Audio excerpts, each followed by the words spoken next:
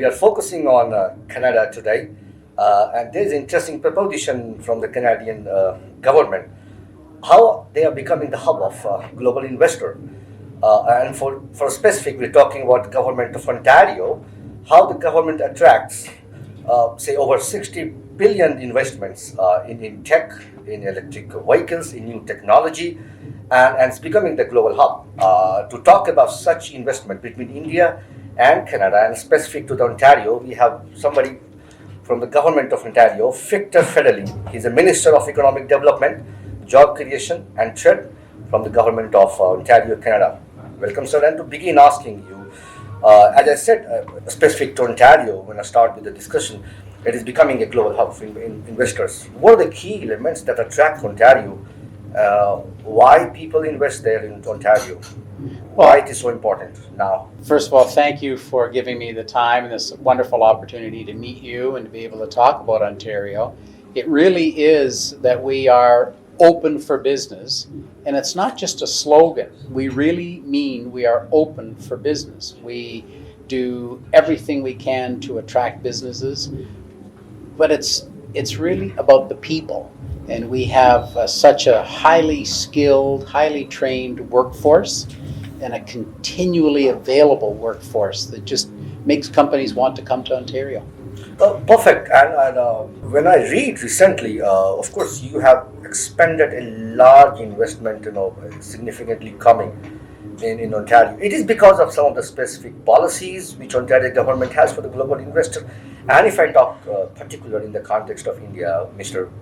Fedeli, if you can point out some of the specific key policies and incentives from the government of Ontario towards India, sir.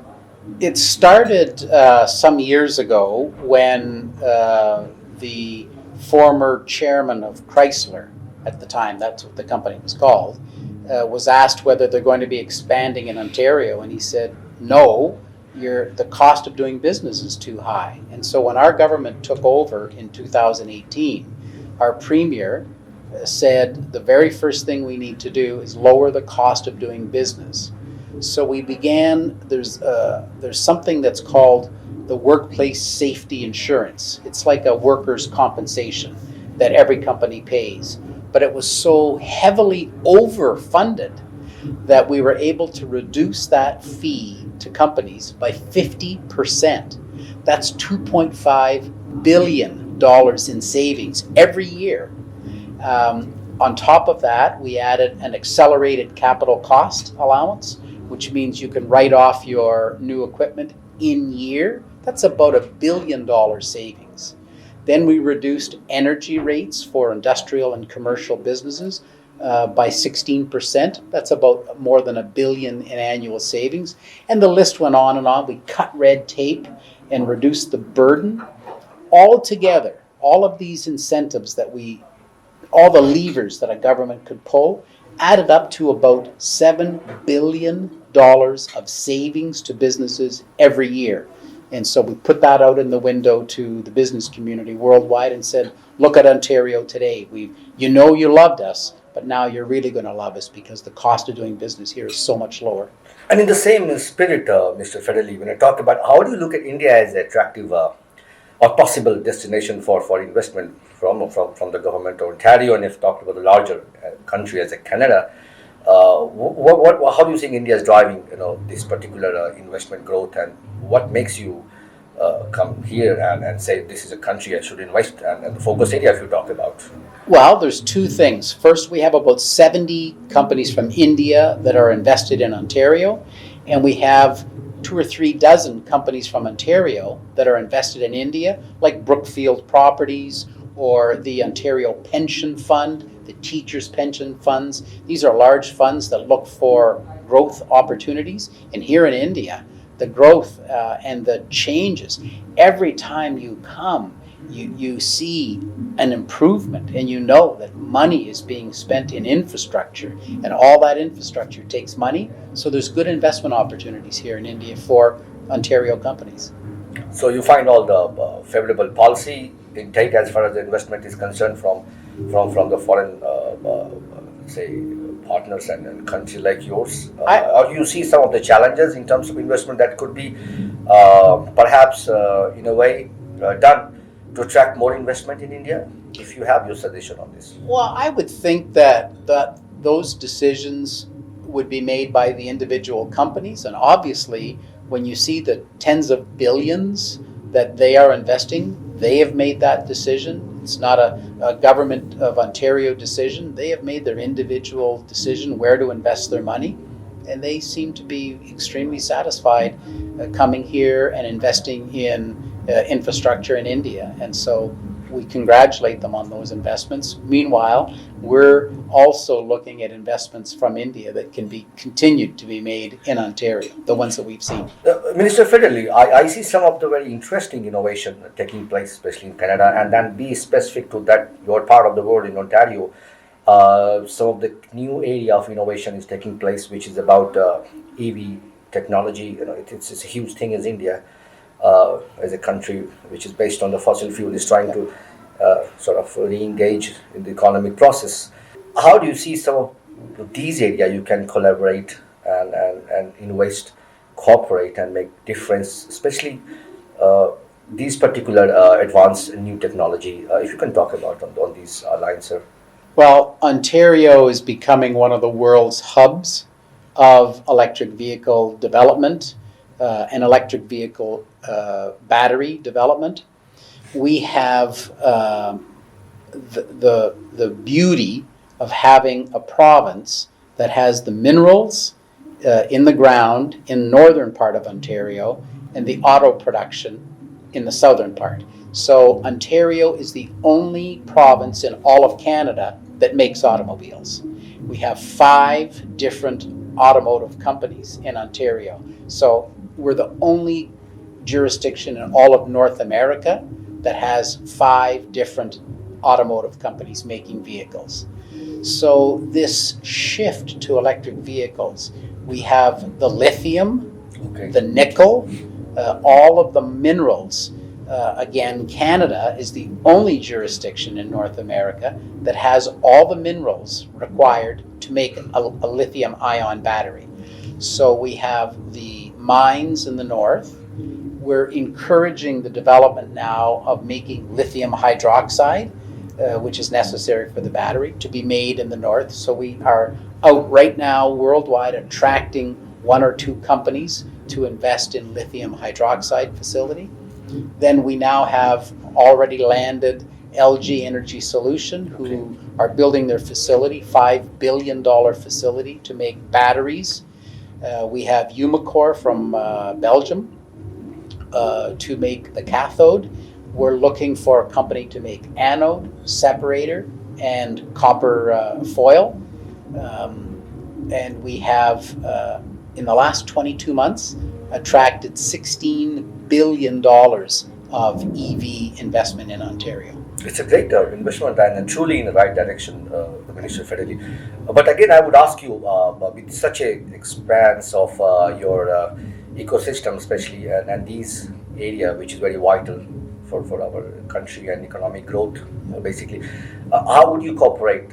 Is it about is it through investment? It is through the joint cooperation? It is through technology to technology convergence with India? If you could just elaborate on a bit the way mechanism these two countries and industry can come together. I think the area for cooperation would be in research and development. Think about the lithium-ion battery has been around for a while, but producing that much energy to run an automobile, that's new. And there can never be enough R&D in lithium-ion.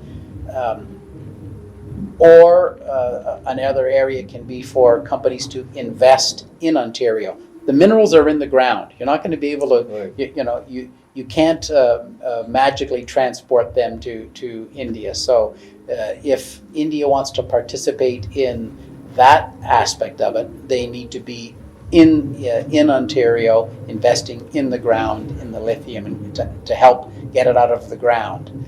After that, it really would be in the design and the R&D of the electric vehicle battery, that technology that can be shared between India and North America. So as you said, so much of potential to unlock between these two countries. Uh, and your position and capacity as a minister, of course, and of trade, do you see in much broader connotation, we have a free trade agreement and discussion going on with Canada with long time, basically. Do you think such possibility will drive and unlock the potential in a way? And if it is happening, the process is very slow. In your capacity, how do you see this? This should be sort of given more impetus to drive the free trade agreement. Perhaps it's going to unlock so much of opportunity. I want to comment on this, Minister. Well, I would say from the province of Ontario, we would encourage the continued work on a free trade agreement. We've seen what free trade agreements do for us. For instance, Canada is the only G7 country that has free trade agreements with every other G7 country.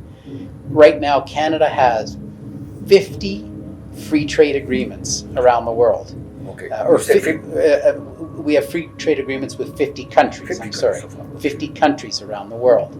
So you mean a full comprehensive trade agreement? Yes. So look at the NAFTA agreement, Right. the USMCA as it's now called. That's an agreement between the United States, Mexico, and Canada, Which is under review now.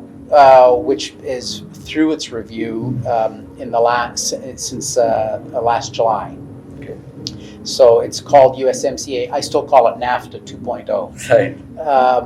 It has allowed for Ontario to ship and receive $1 billion a day with the United States. That's our free trade. Goes back, $400 million a year crosses the border in two-way trade between Ontario and the United States. If we were our own country, we would be the United States' third largest trading partner. That's how much business leaves Ontario back and forth. Now compare that to India. Ontario exports $400 million a year to India. So every morning we ship more trade to the States than we do to India in a year. Every single morning, a half a day. So it's all that says to me is our opportunity with India is unlimited. It's like an unpainted canvas. And I see, Minister Fedeli, some of the figures are so interesting. For example, your Ontario Best Pension Fund has invested about 40 billion, Canadian dollar. And I quote recently a company called Brookfield acquired Indian telecom towers from Reliance Jio. It's worth 7.8 billion. Yes. I mean, that's a humongous existing trade already. We can talk about the potential. So what are the potential in India you see, especially for this pension aspect? They can look into India and you see some of the scope and depth of investment here. Well, our pension funds like to diversify. They diversify not only in the sector, but they diversify geographically. So they see India as a growth opportunity. There's so much investment being done in India that they feel, it's a secure investment. I'm sure they feel that way, or they wouldn't be making it. But it fits in their investment portfolio of diversity. And we just know that there's so much money being invested in India. I remember my last visit here was pre-COVID, and somebody gave us a statistic about the amount of movement from rural to urban India and the amount of expansion that's needed in urban India on a daily basis. Never mind an annual basis, this is a daily basis. The numbers are so high.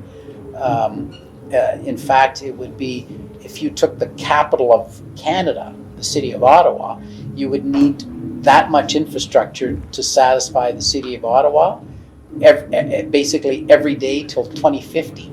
That's how much infrastructure you're building here in India. It's beyond our comprehension almost. Minister Fedeli, if you go a little wider, I understand, as a Canada, as a perspective, you recently also came up by yesterday, I think, or day before yesterday, government released a paper, a strategy paper, it's called Indo-Pacific paper, and it's really talks about some of the boldest action, against some of the countries, who are not aligned to the international rules and regulation. Basically, where do you see India fit in your Indo-Pacific and in terms of your political outreach and foreign policies are concerned? So, two things. I prefer to leave the geopolitical discussion to the federal government. I view that as a national issue. Ours is more of a provincial issue where we have the states on one side, Quebec and Manitoba on the other two sides, and our territories to the north.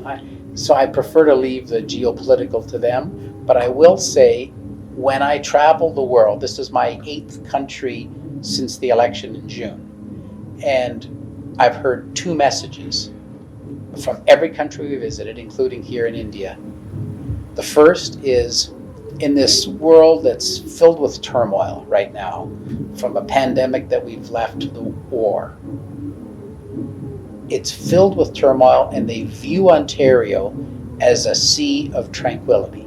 You can count on what you see in Ontario. It's stable, it's reliable, it's predictable. So you can make investments in Ontario and know that you know what you're going to get. Right.